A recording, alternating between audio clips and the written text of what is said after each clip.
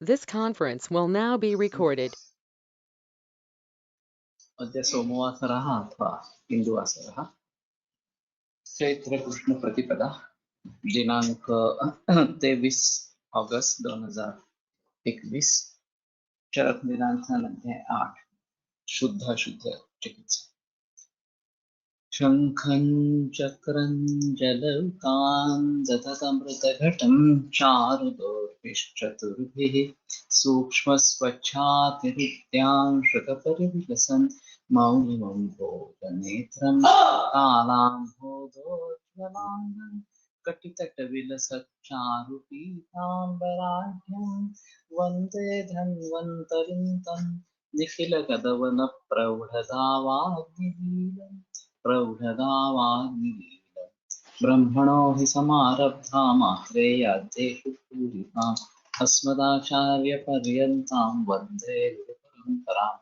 आयुर्वेदरतं वन्दे माधवाख्यं महागुरुम् आयुर्वेदामृतं सर्वं शिष्येभ्यो यः प्रदत्तवान् द्रष्टाज्ञानी दृष्टकर्मा कृतकर्मा तथैव च अध्यापको विश्वश्रेष्ठो महान् संशोधकस्तथा गुणैरेतैः समुदितैः यत्कार्यं कृतनोदितः समृद्ध्यर्थं हि कार्यं प्रयतामहे सरस्वत्यै नमो यस्याः प्रसादात् पुण्यकर्मभिः बुद्धिदर्पणसङ्क्रान्तं जगदध्यक्षमीक्षते आत्रेयं प्रथमं वन्दे आयुर्वेदजगद्गुरुम् आयुर्वेदामृतं सर्वं गृहीत्वा हि सुरेश्वरात् अग्निवेशादिकेभ्यो यत् प्रेच्छत्वं सत्तमः प्रथमं तन्त्रकर्तारम् अग्निवेशं नमाम्यहम्।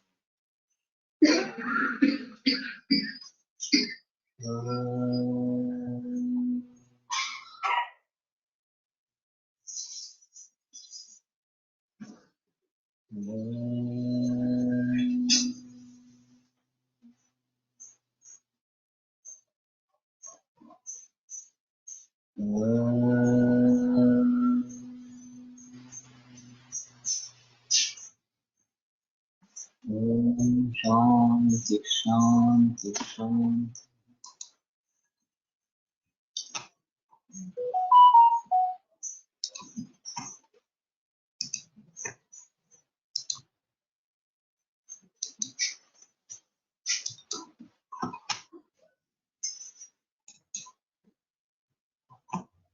प्रयोग प्रमेय व्याधि योन्यमन्यम उदीर्य नासो विशुद्धा शुद्धस्तु प्रमेय योनि भोगे। तो हम इस सूत्र के बारे में बात कर रहे थे और यह आयुर्वेद की खासियत है कि जहाँ शुद्ध चिकित्सा की जाती है और एलोपैथी में जो प्रचलन है एक सो कॉल्ड शमन करके या सिम्टमेंट के लिए दूसरों को दूसरे रोगों को निर्माण करते रहना, यह आयुर्वेद में नहीं है। फिर भी एलोपैथी ने जो कुछ प्रचार प्रसार किया है उसके अनुसार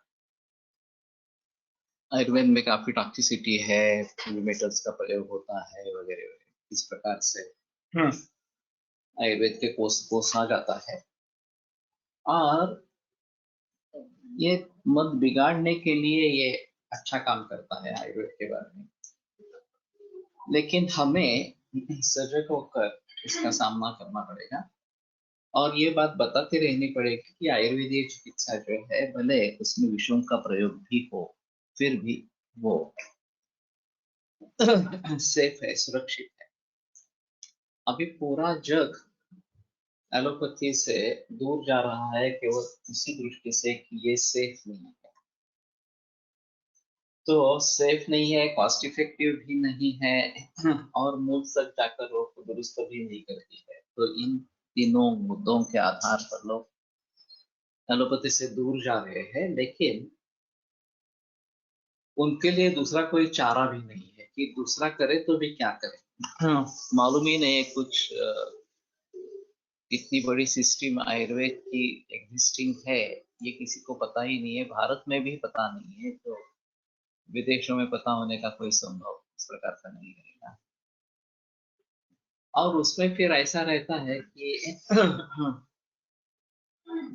एविडेंस बेस्ड मेडिसिन ये बोलबाला चलता रहता है। और एलोपैथी एविडेंस बेस्ड है और आयुर्वेद एविडेंस बेस्ड नहीं है। ये तो मूर्खता है, आयुर्वेद हजारों साल से प्रचलन में है, तो एविडेंस नहीं है ऐसा तो कुछ नहीं बता सकते। जिस तरीके से आज के युग में एविडेंस इकट्ठा करते हैं उस प्रकार के एविडेंस प्रयोगशाला आधार पर या इन्वेस्टिगेशंस के आधार पर प्रचलन में नहीं थे आयुर्वेद में, लेकिन अभी तो फिलहाल वो भी प्रचलन में आ गया।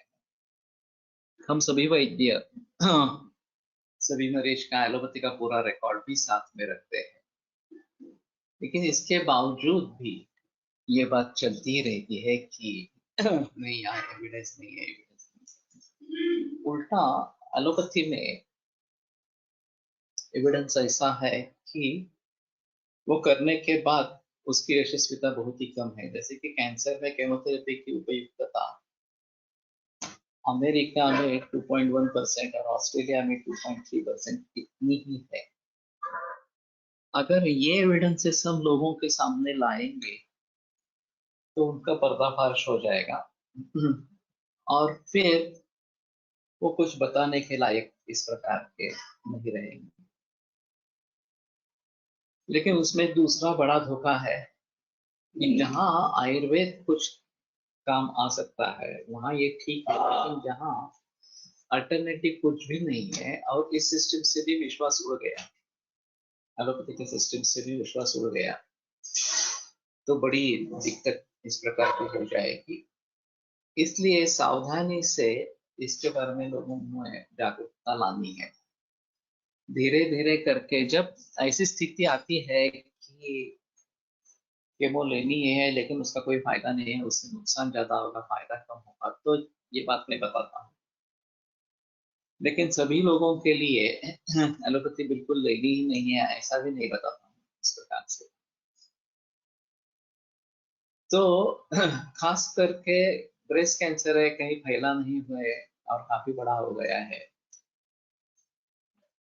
तो डिस्ट्रक्शन ऑफ सेल का प्रिंसिपल कुछ हद तक काम में लाया जा सकता है, लेकिन आयुर्वेद मेन ट्रीटमेंट होनी चाहिए, उसके साथ में एलोपैथी होनी चाहिए।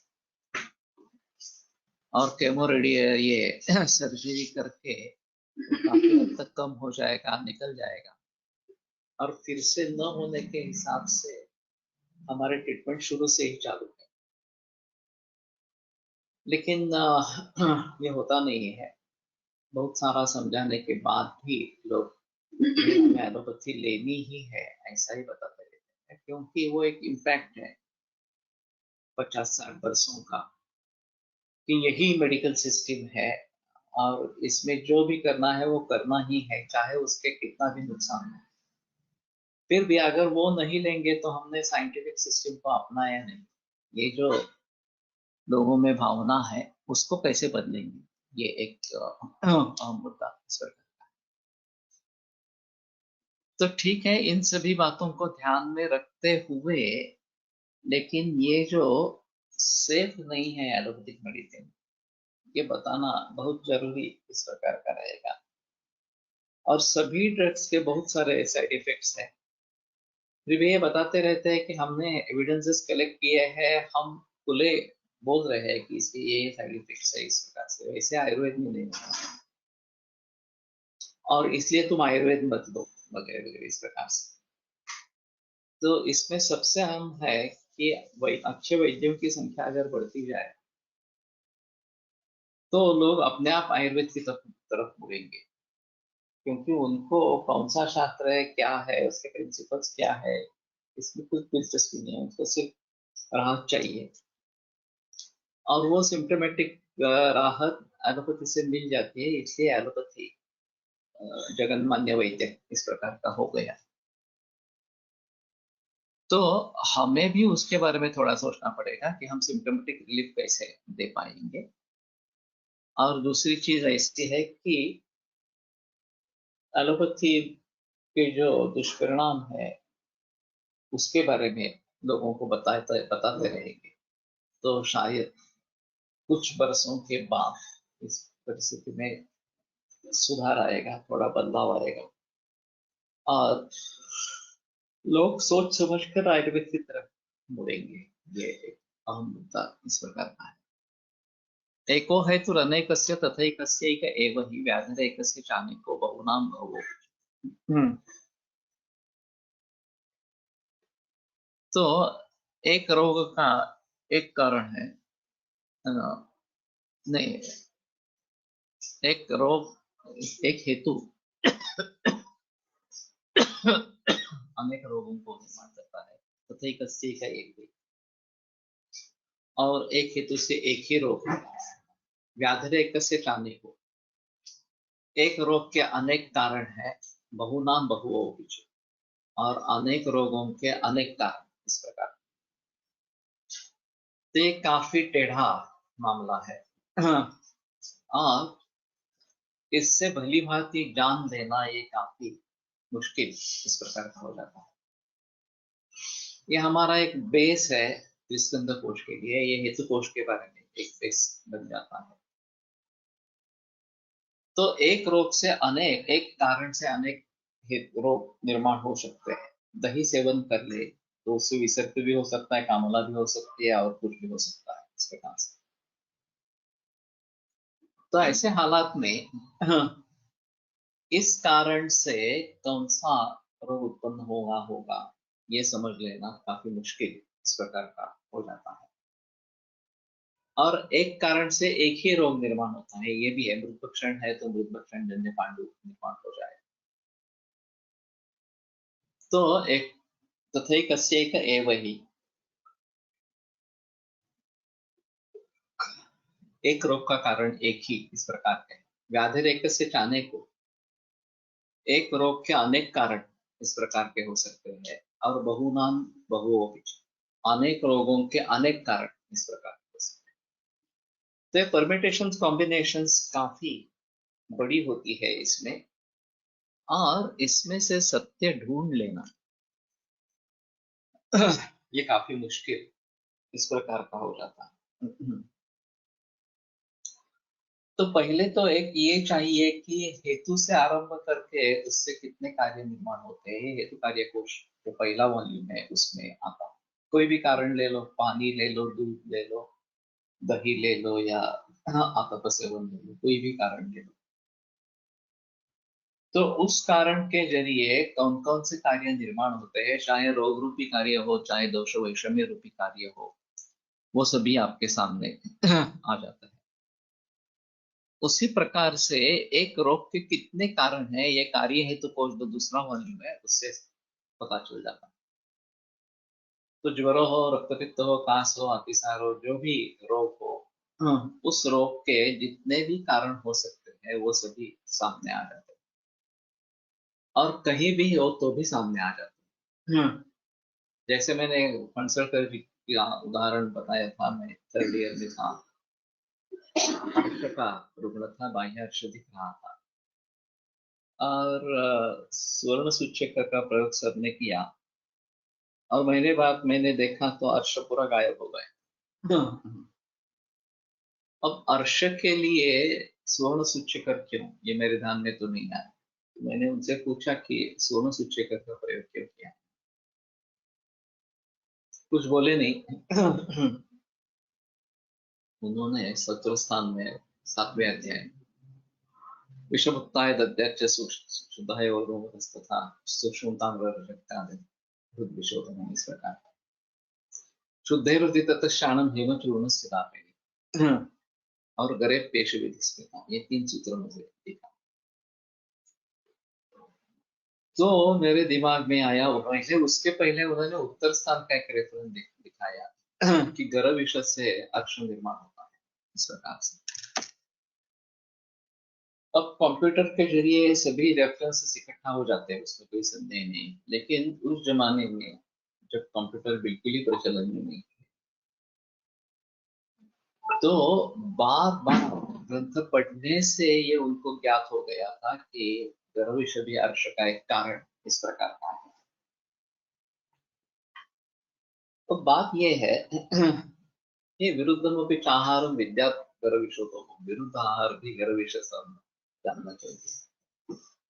उस व्यक्ति के खाने पीने में विरुद्ध आहार था, जो गर्विश जैसा काम कर रहा था, और उसके लिए ताम्र फॉलोड बाय सुवर्ण इस प्रकार का देने का ग्रंथ में निर्देश है। और उससे गर्विश भी नष्ट होता है, और कारण नष्ट हो गया तो उसका कार्य जो है अर्श वो भी नष्ट हो जाएगा। ये सब श्रृंखला है। और स्वर्ण सूचक्र में दो गुण है, ताम्र भी है, स्वर्ण भी। तो इतना सब समझने की ताकत हमें होनी चाहिए, समझने की क्षमता हमें होनी चाहिए। तो रीडिंग बिटवीन द लाइंस ये एक अहम मुद्दा इस प्रकार का। अभी फिलहाल हम जो देखते हैं, मरीज की जो हिस्ट्री लेते हैं और वर्तमान व्याधि वृत्त और दिनचर्या वगैरह ये बातें, खाने पीने के बारे में, वेगावरोध के बारे में, मैरिटल लाइफ या वैवाहिक जीवन के बारे में, मानस भावों के बारे में, और कोई इस प्रकार के एडिक्शन है, व्यसन है तो उसके बारे में, ये सब जानकारी लेके हमें ये पता चलता है कि एक रोग के अनेक कारण इस प्रकार के हो सकते हैं, और जितना कारण ज्यादा होगा या ज्यादा देर तक उसका इस्तेमाल हो रहा हो, बहुत सारे कारण हो, तो रोग प्रबल होने की आशंका ज्यादा इस प्रकार की, दोष प्रमाण भी ज्यादा होने की अपेक्षा रहती है, और फिर ट्रीट करना भी आसान नहीं होता। तो ये सब जानने के लिए एक कारण से कौन से रोग निर्माण होते हैं, कार्य निर्माण होते हैं, और एक कार्य के कितने कारण हो सकते हैं, ये दोनों जान देना जरूरी है। तो आगे चलकर बहुधा बहुवो विचर, जब व्याधि संकर दिख रहा है, ब्लड प्रेशर भी है, डायबिटीज भी है, उसके साथ किडनी फेलियर भी है, वगैरह वगैरह इस प्रकार से, तो इन सभी के बारे में सोचकर उनका कॉमन कारण क्या हो सकता है, या इन सभी रोगों के विभिन्न विभिन्न प्रकार के कारण इकट्ठा कर कुछ कार्य करेंगे, तो वैसे ये सिस्टम काफी कॉम्प्लेक्स है, समझने में आसान। अगर हम एनालिसिस करना चाहते हैं तो भी पूरी तरीके से एनालिसिस को पाना काफी मुश्किल इस प्रकार का हो जाता है, क्योंकि वेरिएबल्स बहुत ज्यादा है, और उन सभी का भली ढंग से, अच्छे ढंग से ख्याल करके नतीजे पर पहुंचना भी, ये रोग है, ये अवस्था है, ये दोष दृश्य है, वगैरह वगैरह इस प्रकार से काफी मुश्किल इस प्रकार का हो जाता है। लेकिन वही अगर सत्य है तो वही देखना पड़ेगा। हम ऐसा नहीं कर सकते कि नहीं, मुझे ये करना नहीं है, इस प्रकार से टालेंगे इस विषय को, ऐसा भी तो नहीं हो सकता। तो हमें इसके बारे में देखना जरूर इस प्रकार का हो जाता है, और फिर उन सभी का विचार करना काफी मुश्किल हो जाता है। काफी बार ऐसा होता है कि जो ट्रीटमेंट की यशस्विता जो है वो जज की जाती है रिजल्ट्स के ऊपर। अगर सिम्टोमेटिक रिलीफ मिला, अगर डिसीज कम हो गया, या फिर मार्कर्स इंप्रूव हो गए, यशस्वी है, और फिर उसके बारे में हम कहेंगे कि नहीं, ट्रीटमेंट का बहुत अच्छा फल मिला इस प्रकार से। लेकिन यही सिर्फ कारण होता है ऐसा भी नहीं है। उसका विश्वास रुकना का, उस केस को भली भांति समझ पाना, जो योग्य इस प्रकार की औषधि योजना है वो कर पाना, वगैरह वगैरह, ये सभी चीजें उसमें आवश्यक है। ये सभी होगी तो चिकित्सा की यशस्विता होगी।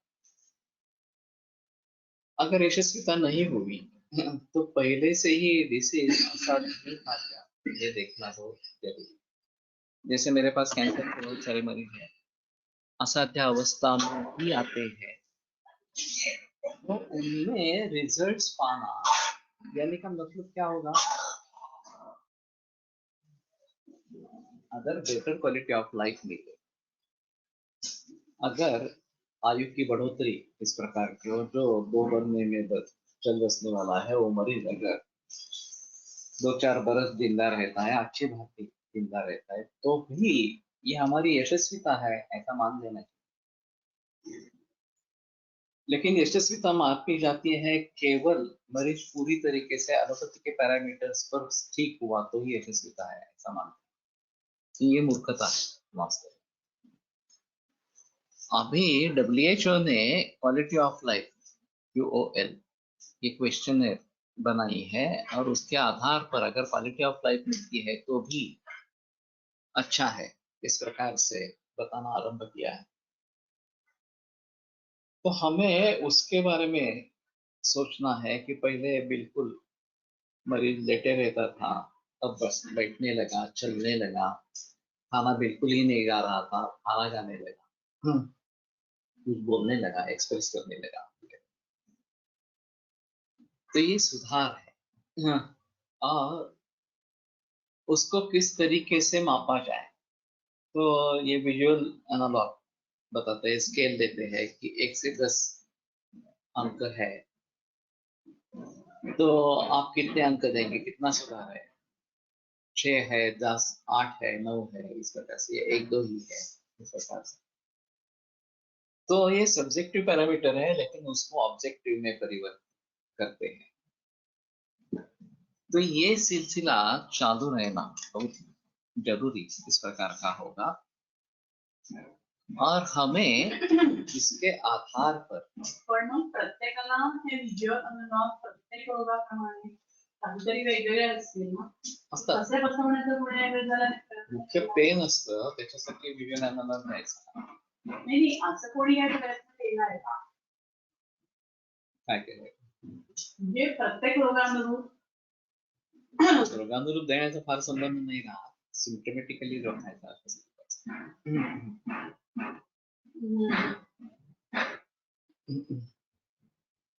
ग्रेडेशन ठरवताना याला म्हणजे सर्जिकल पॉइंट पासून ते ह्याच्या पॉइंट पर्यंत काहीतरी विचार केलेला असेल, करायला पाहिजे.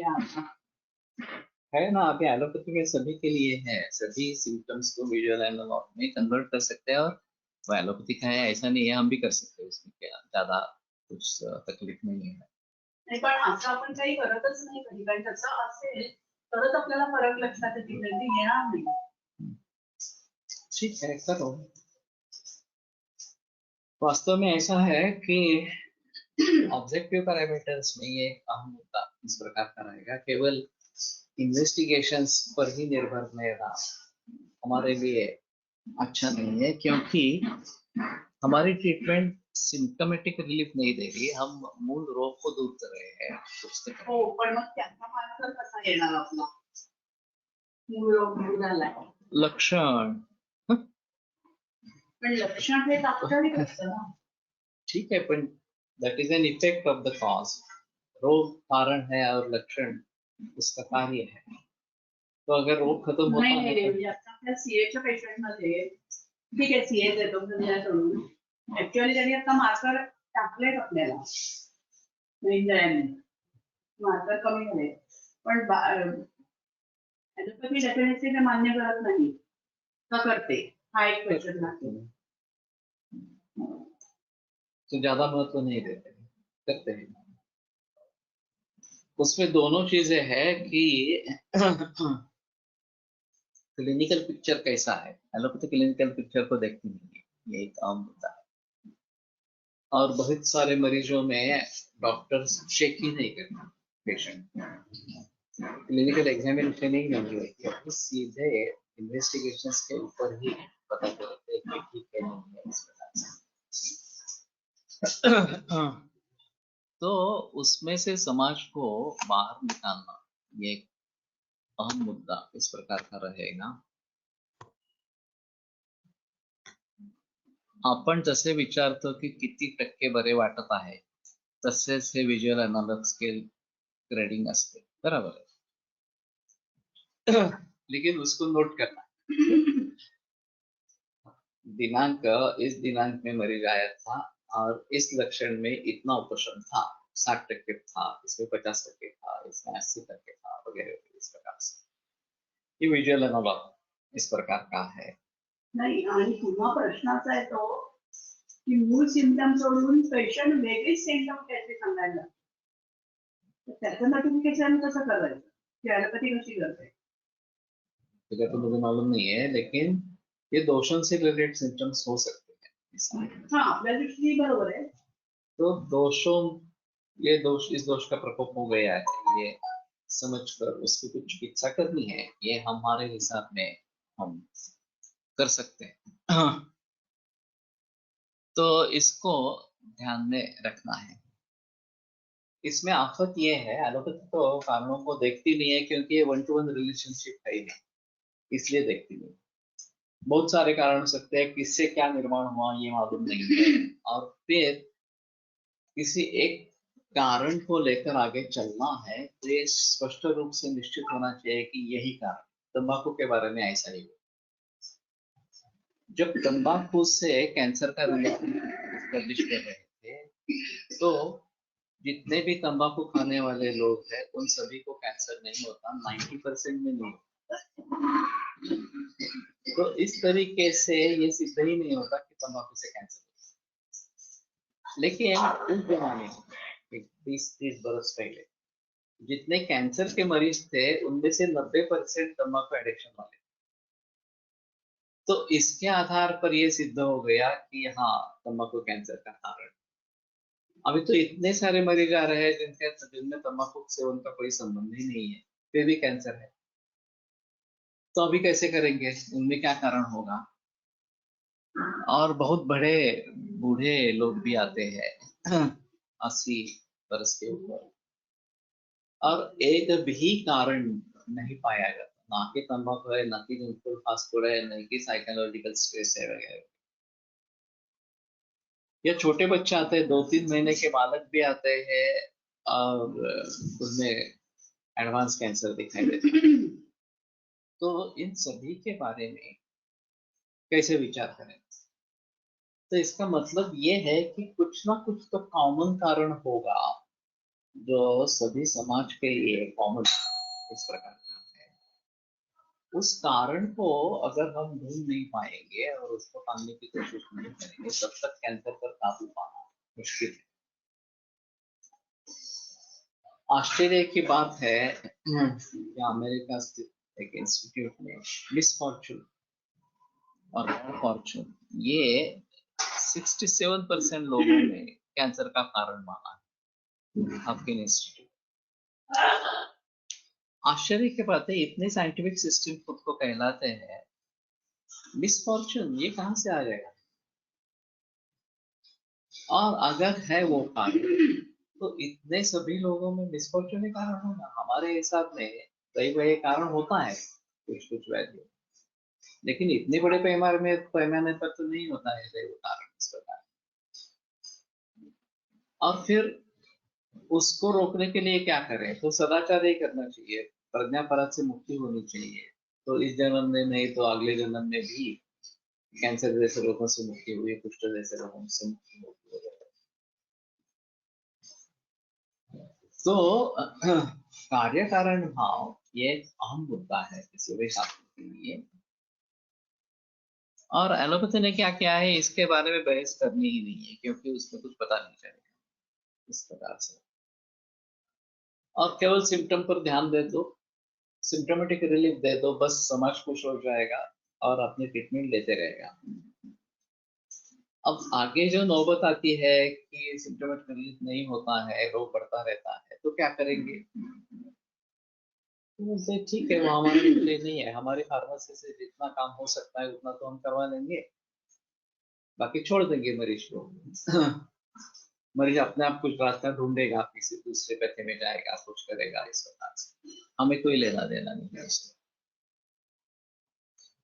तो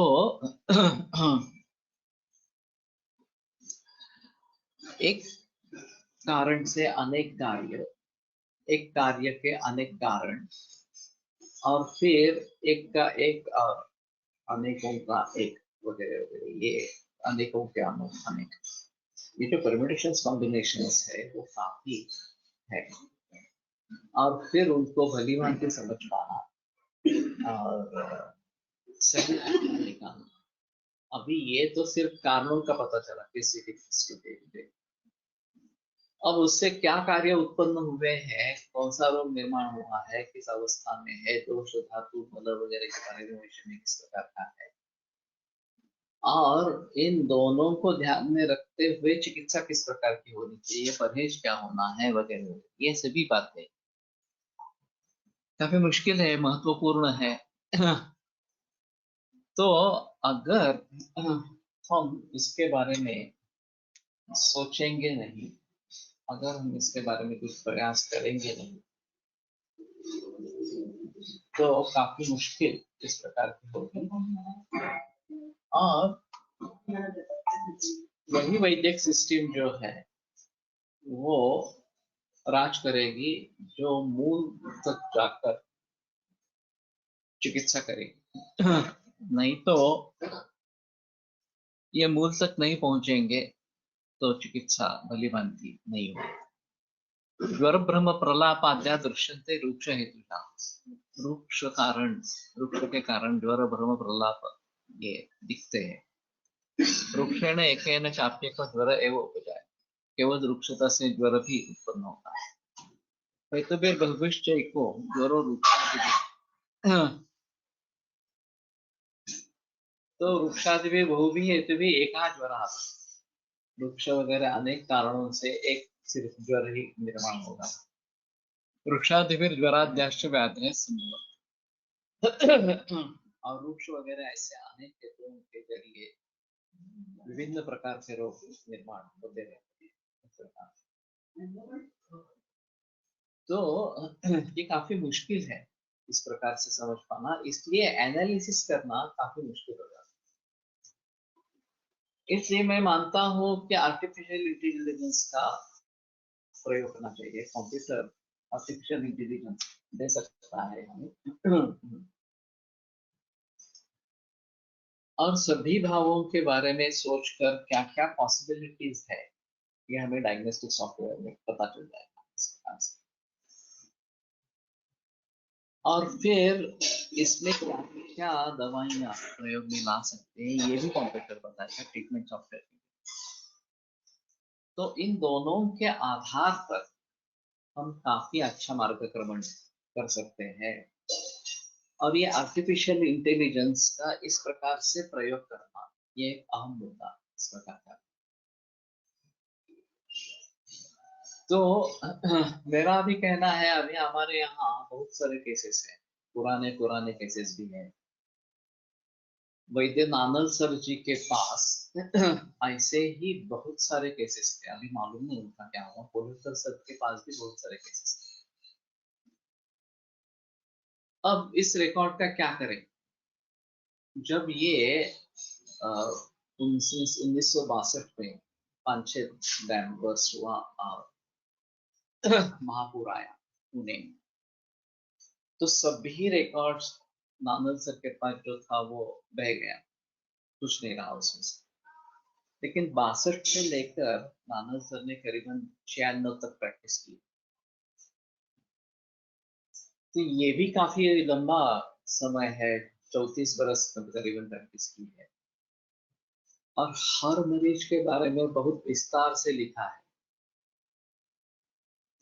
अब इसका एनालिसिस करके अगर हम भली भांति समझ पाएंगे कि किस प्रकार से वो विचार कर रहे थे, किन मरीजों में किस प्रकार से निदान करके किस प्रकार की औषधियों का प्रयोग कर रहे थे, तो ये आने वाली पीढ़ी, आगे वाली पीढ़ी को बहुत अच्छा इस प्रकार का।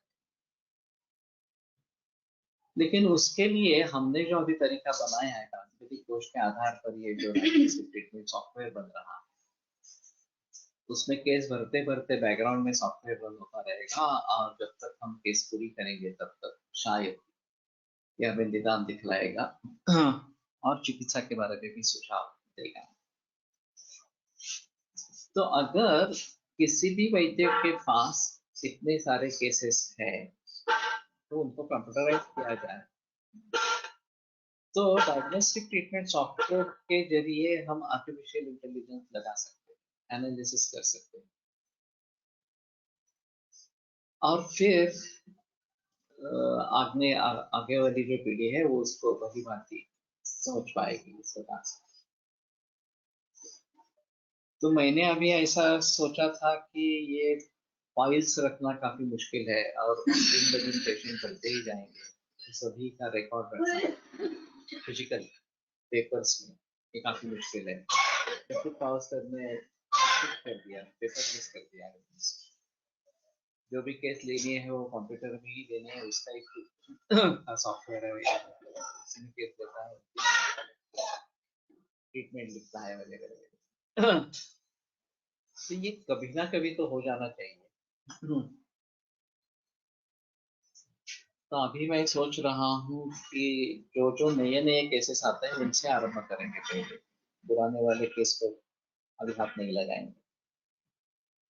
लेकिन पुराने जो केसेस है वो अगर कंप्यूटर में किसी न किसी तरीके से फीड हो जाती है तो उसमें दो मुसीबतें हैं। एक तो हर केस भरने के लिए 1 घंटा लगता है, तो इस गति से कितने केस भर पाएंगे।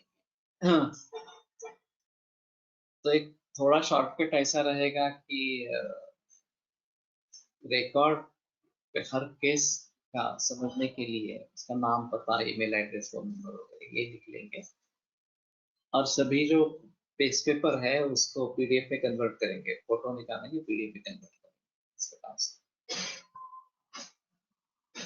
और फिर वो उसको जोड़ देंगे। तो जब कभी हम वो देखना चाहेंगे तो उससे प्रोग्राम में फीड करके फिर आर्टिफिशियल इंटेलिजेंस लगा सकते हैं। लेकिन फिलहाल सब कंप्यूटराइज तो होना जरूरी इस प्रकार का होता है। और अगर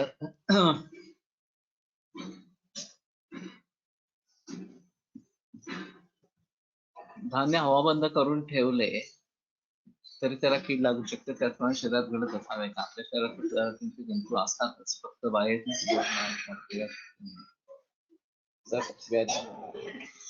ये तो सही है।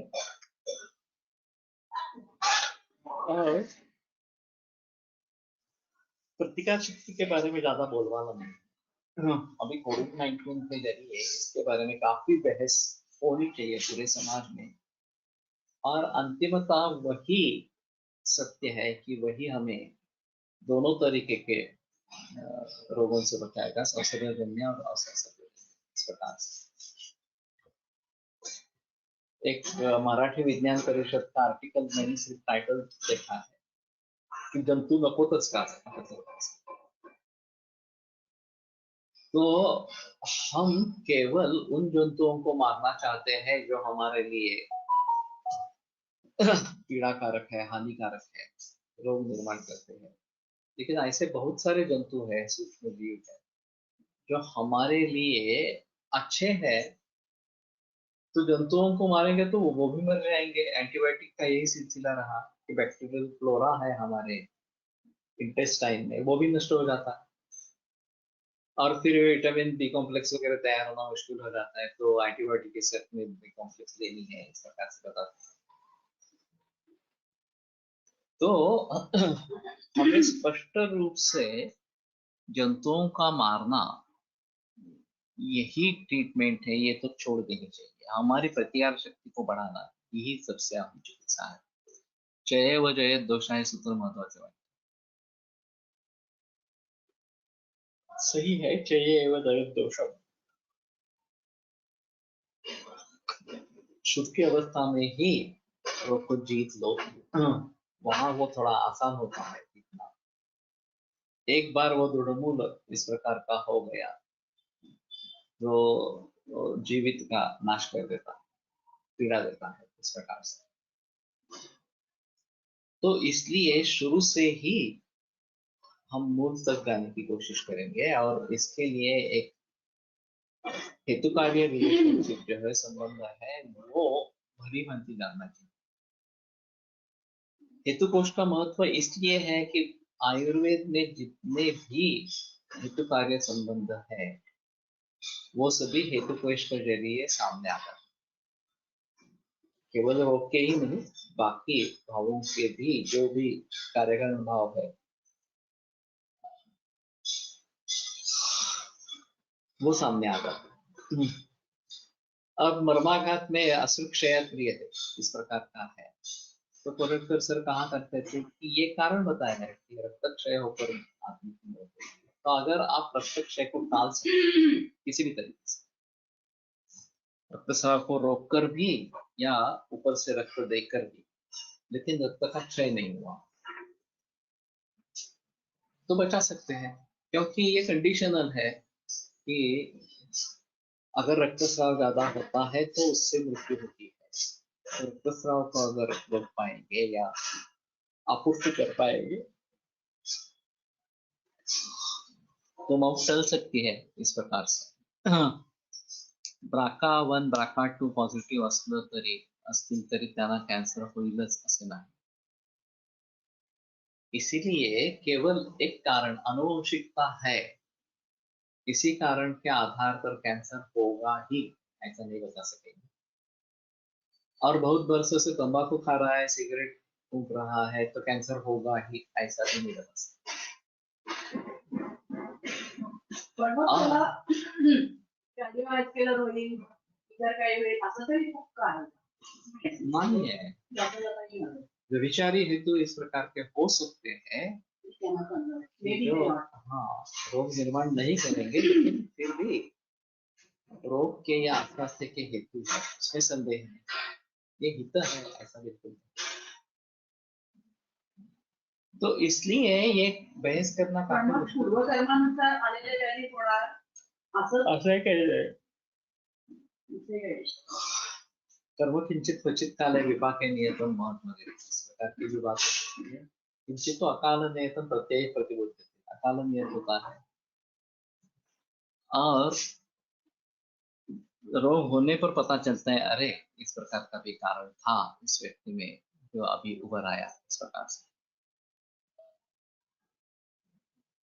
तो अभी जेनेटिक और एनवायरमेंटल ये दो कॉजेस बताते हैं, लेकिन एलोपैथी ना ही जेनेटिक कॉज के लिए कुछ करती है, ना ही एनवायरमेंटल कॉज के लिए बताते हैं। हाँ कैंसर के लिए ये दो कारण है, लेकिन हमारे शरीर में ऑन्कोजेंस क्यों निर्माण हुए इसके बारे में कोई बहस ही नहीं है।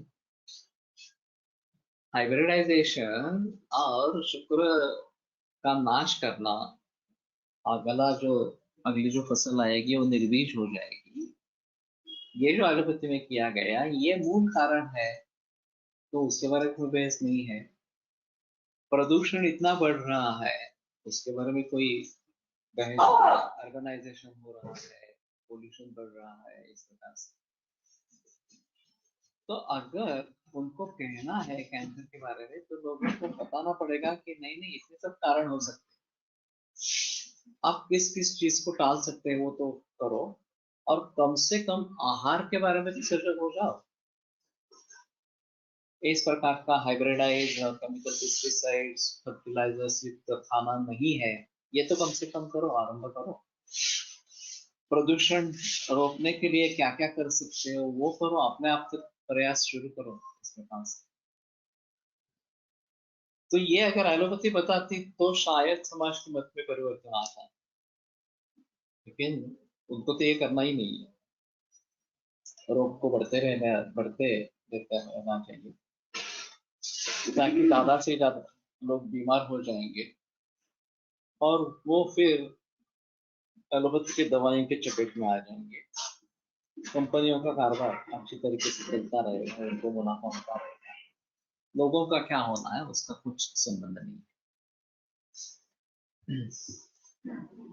तंबाखू सेवनामुळे आम्लपित्त, अजीर्ण, रक्ततुष्टी होतात का? सर्व तंबाखू सेवन सर्वांमध्ये दिसत नहीं दिखता ना, वही मैं बता रहा हूँ। दही के बारे में हमारे यहाँ इतना निर्देश है, लेकिन दही खाने से ये निश्चित रूप से होगा ऐसा नहीं बता सकते। साउथ में जाओगे तो पता चलेगा कि पीढ़ियों से दही खाते आ रहे, ये थोड़ा ओक साथ में जैसा भी हो जाता है कि उपशयते यद औचित्यात्, बार बार सेवन करने से उसकी आदत हो जाती है, फिर उससे तकलीफ नहीं होती इस प्रकार से। फिर भी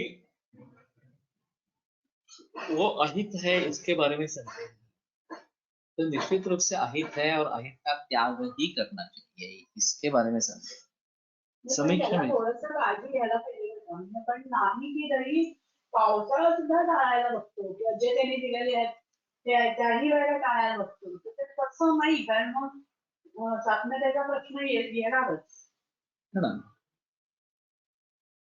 होना चाहिए। दही हम बिल्कुल ही नहीं खाते हैं वर्षा ऋतु या शिशिर ऋतु में, हेमंत ऋतु में दही खा सकते हैं वास्तव, हर रोज नहीं खाना है, दिन में ही खाना है, रात में नहीं खाना है। मामूली सूपम माक्षरम करना है, ये द्रव्य साथ में लेकर ही खाना है वो, लेकिन खाना है। वो स्वस्थवृत्त का एक अंग इस प्रकार का है। लेकिन जब हम मरीज देखते हैं कि बहुत सारी तकलीफें हैं और दही उसका मेन कारण है, तो हम भी दही से मुंह फेर लेते हैं, खाने के बारे में सोचते नहीं है। तो ये अलग बात हुई। लेकिन ऐसा है ना, अभी परहेज बताते समय हम क्या नहीं खाना है, अपथ्य क्या है ये बताते हैं, पथ्य क्या है ये नहीं। हमें ज्यादा पॉजिटिवली काम करना है कि ये मत खाओ लेकिन ये खाओ, इस प्रकार से लोगों को कहना है। अगर लोगों को ऑप्शंस मिल जाते हैं, दही नहीं ले सकते लेकिन छाछ ले सकते हैं, इस प्रकार से बताए, तो फिर वो मान जाते हैं, हाँ ठीक है। लेकिन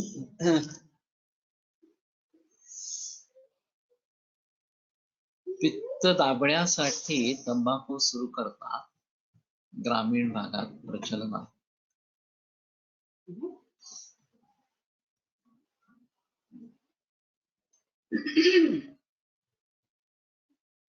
अंकोजेन्स पूर्वीपासून असलंच, फक्त त्याला आता नाव दिले।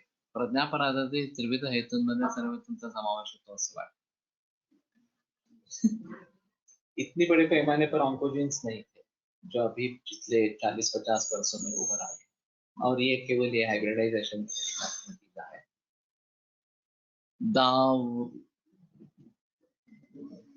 दवाइयों का भी फोकसात में हो गया, इसलिए दुष्परिणाम कम हो गए। ऐसा एलोपैथी की दवाई के साथ हो सकता है क्या? जैसे दही का है, हो सकता है उसका भी उपसात में हो जाएगा और फिर उससे जो दुष्परिणाम होने वाले हैं वो नहीं दिखेंगे स्पष्ट रूप से, लेकिन फिर भी धीरे धीरे उनका असर होता ही रहेगा, हमें पता नहीं चलेगा। ये है। तो पित्त दाबण्यासाठी तंबाखू सुरू करतात ग्रामीण भागात प्रचलन। ये बेसिकली एडिक्शन है, तो उससे किक मिलती है और एक अच्छा लगता है, ऐसी प्रतीति होती है, या फिर कॉन्स्टिपेशन रिलीव हो जाता है, ये भी एक लोगों में प्रचलन।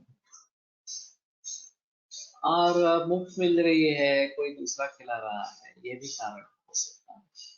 और औत्सुक्य भी होता है, क्या कैसे होता है, क्या होता है, देखेंगे इस प्रकार की विशेषता युवावस्था में ये बात हो सकती है। सेलिब्रिटीज, पॉलिटिशियन्स अशा लोकांचं सीएचं प्रमाण जास्त आहे असे म्हणता येईल का? हो, तर मग त्याचे कारण काय असते? कारण तो बहुत होते हैं सेलिब्रिटीज हो या राजकारणी व्यक्ति हो, उनका लाइफ शेड्यूल का कोई पता नहीं, लाइफ शेड्यूल बहुत ही हेक्टिक होते हैं, बहुत सारे मानसिक तनाव होते रहते हैं। पैसा होता है लेकिन पैसे से ज्यादा से ज्यादा हम सुख के साधन खरीद सकते हैं, सुख को खरीदा नहीं जा सकता। और सुख के साधन होने के बाद भी सुख नहीं आता, और सुख के साधन जिनके पास नहीं है वो भी सुखी है। तो ये समझना जरूरी इस प्रकार का है। अशा लोकांना व्यसन बंद करायला सांगितलं तर त्यांना त्रास होतात ते अपथ्य म्हणून कसं समजावं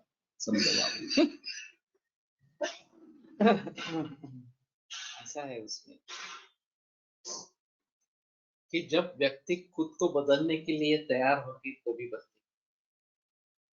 जब व्यक्ति खुद को बदलने के लिए तैयार ही नहीं है, मुझे प्रत्यापराध करना ही है, मुझे मालूम है लेकिन मुझे प्रत्यापराध करना ही है, इस प्रकार की अगर मानसिकता है तो कोई भी कुछ भी नहीं कर पाए।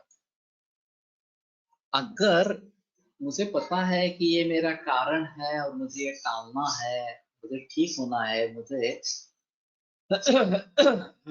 दीर्घकालीन सुख की अपेक्षा है, तात्कालिक सुख की अपेक्षा नहीं है, तो भी ये बात हो सकती है, नहीं तो ये छूटेगा नहीं इस प्रकार से।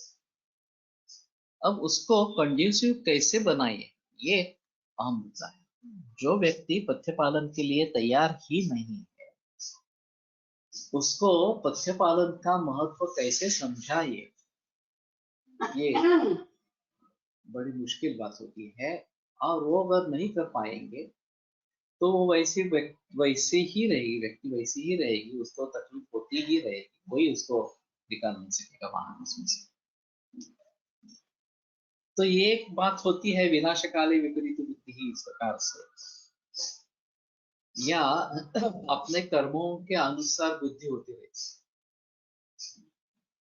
कि मेरा कर्म ही इतना बुरा है कि मुझे इसी प्रकार की इच्छाएं होती रही और मैं इसका आदी बन जाऊंगा, नहीं मुझे ये करना है इस प्रकार से। तो उस व्यक्ति को बाहर निकालना काफी मुश्किल इस प्रकार का है। रॅन्टॅक ऍसिडिटी साठी औषध आहे, लोकवर्षान औषध आहे. It may be link to many types of cancer including bladder cancer, colon cancer आणि प्रोस्टेट कॅन्सर।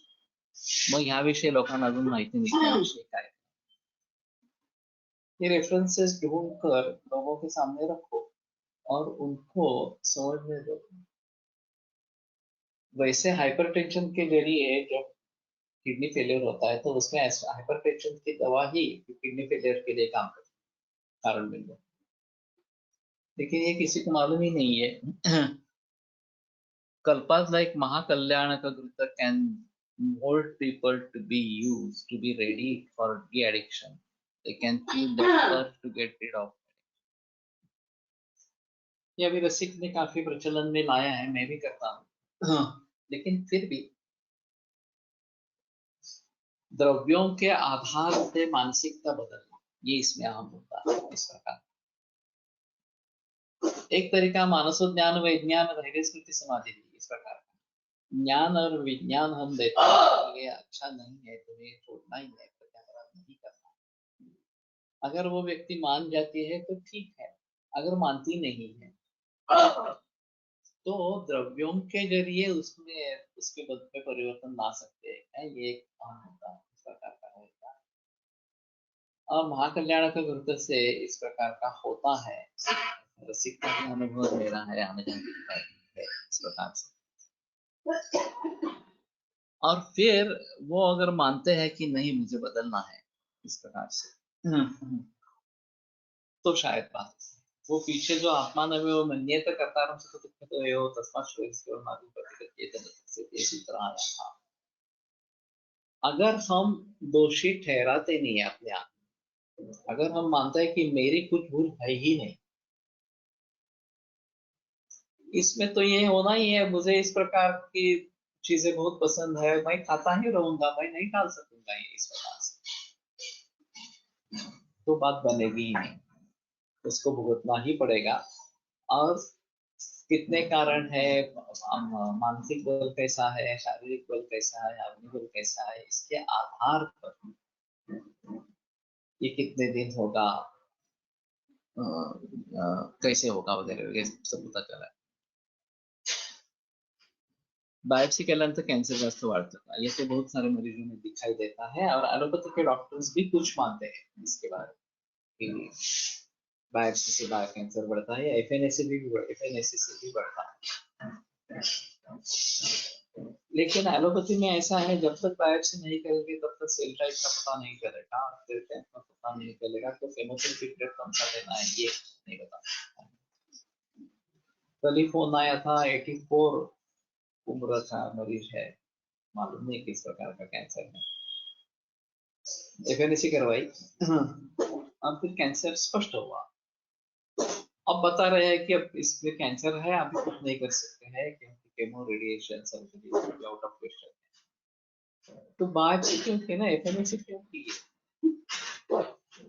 अगर आपको मालूम है कि आगे अगर कैंसर निकलने वाला है तो बायोप्सी क्यों करना इस प्रकार से? लेकिन करते हैं सिर्फ निदान करने के लिए बायोप्सी या एफएनसी करनी है और फिर छोड़ देते हैं कि नहीं अब कुछ नहीं करना इस प्रकार से। तो पहले से ही मालूम होना चाहिए था कि कुछ नहीं करेंगे इस प्रकार से, पेशेंट अच्छा रहेगा। लेकिन ये काफी मुश्किल इस प्रकार का है और डायग्नोसिस ही नहीं है तो क्या करेंगे आगे? ये एक बड़ा कारण देते हैं उसके बारे में कि अगर हमें पता नहीं चलेगा कि ये कैंसर है तो क्या करेंगे। मैं सोच बताता हूँ कि कैंसर है ऐसा समझकर अगर करते हैं तो क्या ऑप्शंस है तुम्हारे पास? उनके पास तो कुछ भी नहीं है क्योंकि जब तक प्रूवन डायग्नोसिस नहीं है तब तक कुछ नहीं दे सकते। वहां पहले ये सवाल पूछना चाहिए कि अगर कैंसर डिटेक्ट हुआ तो क्या कर पाएंगे, अगर कुछ भी नहीं कर पाएंगे तो मत करो कैंसर का डायग्नोसिस, वैसे ही मरने दो, कोई प्रॉब्लम नहीं है उसमें। वो ज्यादा दिन तक जिंदा रहता है, अच्छी क्वालिटी ऑफ लाइफ मिलती है। लेकिन गायब से होने से कैंसर तेजी से बढ़ने लगता है, नहीं पहले से होने से। तो ये काफी मुश्किल मामला इस प्रकार का है। और कार्य कारण भाव क्या है, ये एक और मुद्दा रहेगा और उसके बारे में सोचना जरूरी इस प्रकार का। खूप सारी व्यसनी व्यक्ती फक्त यासाठी आयुर्वेदिक उपचार घेण्याकरता येतात कारण त्यांना पुन्हा व्यसन करण्याचा योग्य करण्यायोग्य आरोग्य प्राप्त व्हावं म्हणून। पॉसिबल है, लेकिन व्यसन के लिए करना है ऐसा बिल्कुल नहीं है।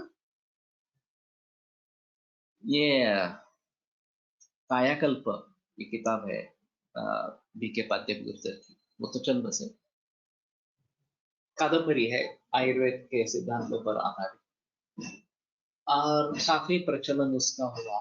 एक वैद्य ने कादम्बरी लिखी, ये भी एक अहम मुद्दा रहा। और उसमें एक इस प्रकार का आसक्त राजा जिसको काफी व्यसन है, दिनचर्या अच्छी नहीं है बिल्कुल, वगैरह विलासी जीवन शैली इस प्रकार, उसको रसायन चिकित्सा दी जाती है। और वैद्य के मन में भी डर होता है कि ये सुधर जाने पर इसकी विलासिता अगर ज्यादा बढ़ जाती तो क्या करेंगे। तो पहले कम था क्योंकि शारीरिक शक्ति उतनी नहीं थी, अब तो ये ठीक हो जाएगा, शक्ति उसमें स्फूर्ति रहेगी और इसी प्रकार से विलासी वृत्ति रहेगी तो लोगों का और पीड़ा देगा इस प्रकार से। लेकिन एक टर्निंग पॉइंट बताया गया है वहां पे कि इसमें मानसिकता में भी बदलाव आ जाता है रसायन चिकित्सा के जरिए। शारीरिक स्वास्थ्य तो सुधर जाता है लेकिन मानसिक स्तर पर भी वो व्यक्ति अच्छे हो जाते हैं रसायन के लिए।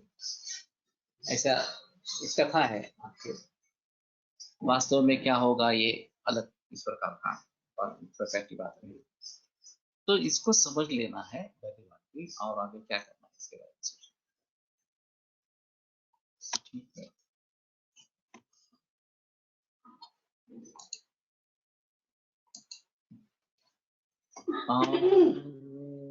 प्रकांड निगदितैः शल्यतन्त्रप्रधानः शिष्येभ्यः शाश्वतोऽयं निखिलजनकृपा व्याप्तचित्तेन येन आयुर्वेदस्य वाञ्छन् पुनरपि भुवने तांसि सुष्ठुः प्रतिष्ठान् श्रेष्ठं धन्वन्तरं तं प्रणमति च सदा वैद्यवर्गो हि नूनम् वैद्यवर्गो हि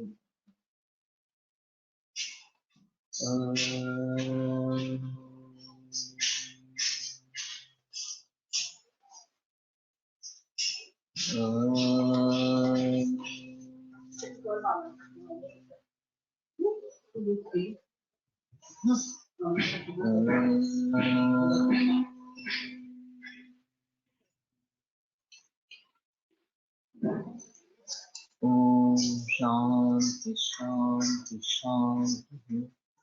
व्यसन बंद केल्यावर कॅन्सर होऊ शकतो का? होऊ शकतो, इसमें संदेह नहीं है. कितने बरस व्यसन चल रहा है, किस तरीके से, कितनी मात्रा में है, मेरे पास भी ऐसे मरीज आए हैं कि जिन्होंने 20 बरस पहले व्यसन छोड़ दिया है, फिर भी अभी कैंसर हुआ है इसके पास. तो उस व्यसन का इसमें रोल, पॉजिटिव रोल है नहीं, ये बताना मुश्किल. विरम येथे